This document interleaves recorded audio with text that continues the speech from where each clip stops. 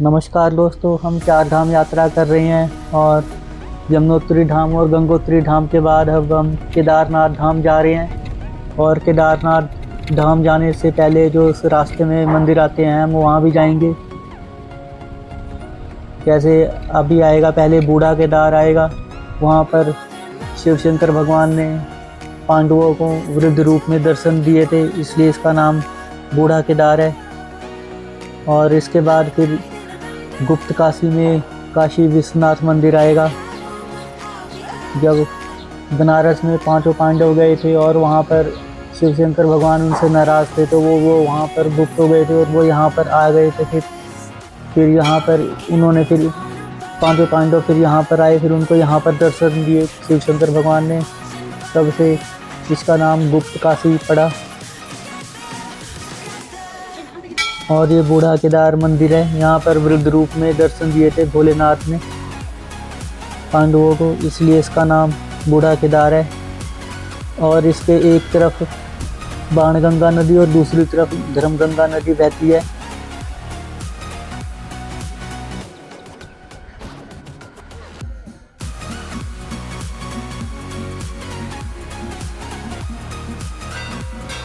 हम आए हैं दोस्तों यहाँ बूढ़ा केदार में, और ये बूढ़ा केदार मंदिर है जिसका आप दर्शन कर रहे हैं। और ये पीछे बाणगंगा नदी है और इस तरफ ये धर्मगंगा नदी है इसके पीछे। और ये दोनों संगम नदी के पास ये मंदिर है जिसे बूढ़ा केदार मंदिर कहा जाता है। हर हर महादेव। बूढ़ा केदार दर्शन करने के बाद हम यहाँ गुप्त काशी में आ गए दोस्तों, काशी विश्वनाथ मंदिर में। जैसा कि मैंने बताया था आपको, जब 5 पांडव बनारस में भोलेनाथ जी के दर्शन करने गए थे और भोलेनाथ जी उनसे नाराज़ थे, तो वो यहाँ पर आ गए थे, वहाँ गुप्त हो गए थे और यहाँ पर आ गए थे, तो इसलिए इसका नाम फिर गुप्त काशी पड़ा। और फिर 5 पांडवों को जब पता चला तो 5 पांडव फिर यहाँ पर आए, तो भोलेनाथ ने यहाँ पर 5 पांडवों को दर्शन दिए, जिससे इसका नाम गुप्त काशी पड़ गया। और जब हम यहाँ गुप्त काशी मंदिर में पहुँचे तो उस टाइम आरती का टाइम था, जिस तरह से हमें आरती देखने का भी सौभाग्य प्राप्त हुआ।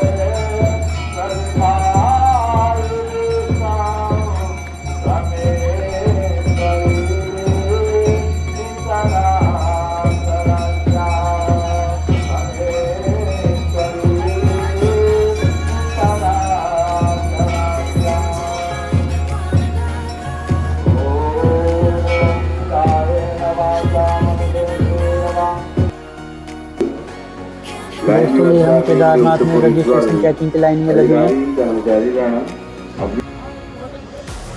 ये केदारनाथ में रजिस्ट्रेशन चेक हो रहा है दोस्तों यहाँ पे। और ये इसकी लाइन है इधर गाड़ी के पीछे।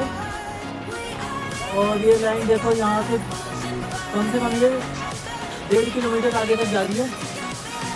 और अभी 4 बज रही हैं, सुबह के 4 बज रही हैं। और आज डेट है 10 मई, संडे का दिन है, 10 मई है और 4 बज रहे हैं और भीड़ देख लो कितनी है।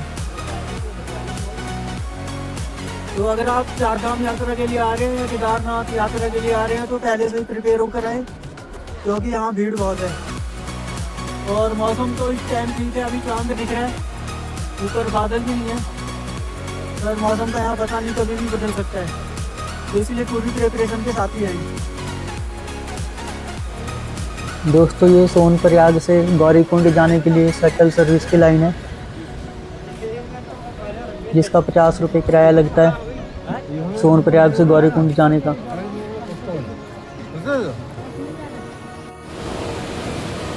दोस्तों ये मंदाकिनी नदी है जो केदारनाथ से आ रही है, और ये ब्रिज क्रॉस कर कर लेफ़्ट साइड आपको जाना है, और यहाँ पर जीप खड़ी होती है शटल सर्विस की, जो सोनप्रयाग से गौरीकुंड पहुँचाएंगी आपको 50 रुपये में। ये जो जीप है,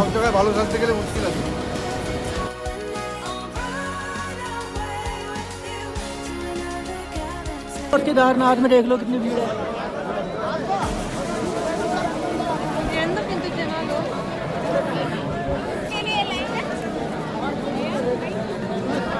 चलो चलो हेलो हाँ। दोस्तों केदारनाथ का पैदल मार्ग यहाँ से शुरू होता है, कोई 14 किलोमीटर कहता है, कोई 22 किलोमीटर कहता है। हम चेक कर रहे हैं, बताते हैं आपको कितने किलोमीटर है। फिर दोस्तों ये यहाँ से केदारनाथ का ट्रैक स्टार्ट होता है, जो आप मेरे पीछे देख रही हैं।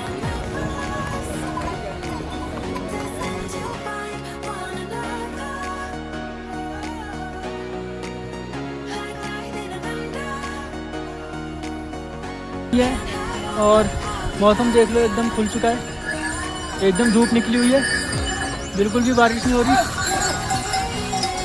और ऊपर थोड़े बादल दिख रहे हैं, पर फिर भी मौसम खुल गया अच्छी तरह, और भीड़ भी नॉर्मल है, ज़्यादा भीड़ नहीं है। ऊपर जाकर पता चलेगा कितनी भीड़ है। तो आप सभी आइए और बाबा केदारनाथ के दर्शन कीजिए। हर हर महादेव।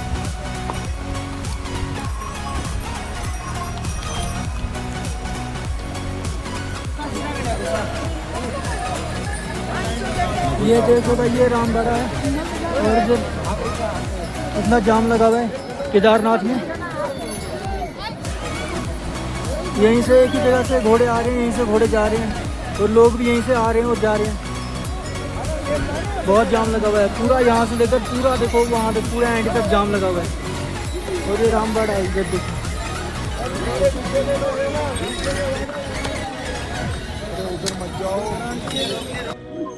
दोस्तों ये रामबाड़ा है, जो आप देख सकते हैं। ये यात्रियों के लिए ये रास्ता है, ये वाला, और ये वाला रास्ता जो है ये घोड़े खच्चरों के लिए, और ये वाला रास्ता है जो यात्रियों के लिए। ये रास्ता 2 किलोमीटर छोटा है, और ये घोड़े खच्चर वाला रास्ता 2 किलोमीटर लंबा है। और ये रामबाड़ा गांव हुआ करता था यहाँ पर 2013 से पहले। फिर यहाँ पर सभी आते थे, 1 नाइट यहाँ स्टे करते थे, फिर अगले मॉर्निंग में फिर जाते थे केदारनाथ बाबा के दर्शन करने यहाँ से। पर ये अब 2013 की आपदा के बाद ये पूरा गांव जो है बह गया है, और ये पहाड़ जैसे देख सकते हैं आप, अभी भी यहाँ पर जैसे टूट रहा है ऐसा दिख रहा है। और ये दोस्तों यहाँ पर जो है केदारनाथ यात्रियों की अग्नि परीक्षा इस रामबाड़ा से ही शुरू होती है, क्योंकि रामबाड़ा तक तो कोई भी आ जाता है, पर रामबाड़ा से आगे जो बिल्कुल खड़ी चढ़ाई है वो है रामबाड़ा से 9 किलोमीटर आगे घोड़ा पड़ाव तक पूरी खड़ी चढ़ाई है, जिसमें सबको नानी याद आ जाती है। बिल्कुल खड़ी चढ़ाई है ये, इसलिए रामबाड़ा से घोड़ा पड़ाव तक बहुत मुश्किल ट्रैक है। तो अगर आप सभी आ रहे हैं तो थोड़ा 1-2 महीने 3-4 किलोमीटर रोज प्रैक्टिस करके आए चलने की, और रास्ते में यहाँ पे खाते पीते रहें, जूस पानी पीते रहें, और फ्रूट्स वगैरह खाते रहें, और रुक रुक के चलते रहें, तो आप आराम से यात्रा कर लेंगे। धीरे धीरे चलें और आराम से चलें, तेज मत चलें तो आप आराम से यात्रा कर लेंगे। ये दोस्तों रामबाड़ा है, मेरे पीछे तो देख रहे हैं आप। और ये यहाँ से दो रास्ते निकल जाते हैं, एक ये मेरे पीछे वाला रास्ता इधर और एक ये वाला रास्ता मेरे पीछे इधर। तो जो ये घोड़े खच्चर वाला रास्ता है ये जो मेरे पीछे है ये वाला, ये 2 किलोमीटर लंबा है। और जो यात्रियों वाला रास्ता है ये वाला पीछे इस तरफ से, ये 2 किलोमीटर कम है। तो आप अगर पैदल यात्रा कर रहे हैं तो आप इस वाले रास्ते से आना, रामबाड़ा से।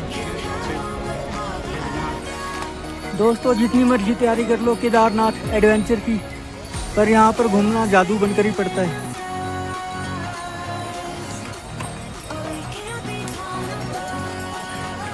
देख लो सभी जादू बन के घूम रहे हैं यहाँ पे।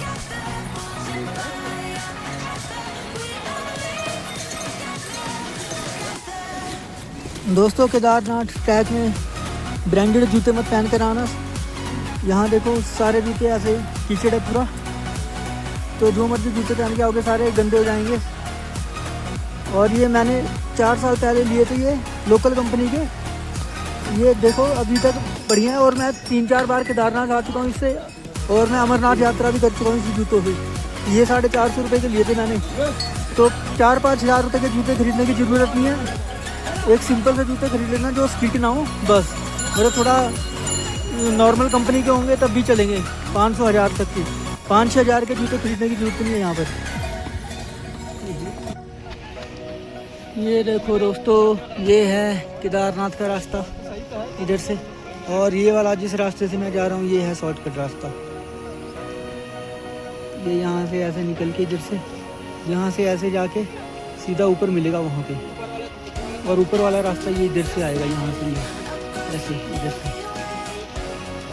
ऊपर वाला चढ़ाई भी है, यहाँ से ये चढ़ाई भी है यहाँ से। और यहाँ से ये हमारे वाला जो है ढलान पे है, वो हल्की चढ़ाई है फिर ऊपर।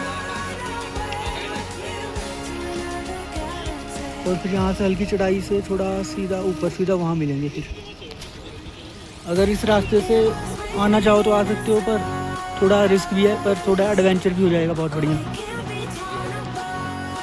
ये देखो दोस्तों अगर आप शॉर्टकट रास्ते से आते हो तो आपको ये ग्लेशियर से यहाँ से बर्फ़ पिघलती हुई नज़र आएगी। और ये आगे जाकर इधर सीधा मंदाकिनी नदी में मिल रही है। ये मंदाकिनी नदी है जो केदारनाथ से आ रही है। तो अगर आप पैदल आते हैं इस रास्ते पर और ये शॉर्टकट लेते हैं तो आपको ये ऐसे ऐसे एडवेंचर बहुत अच्छे देखने को मिलेंगे।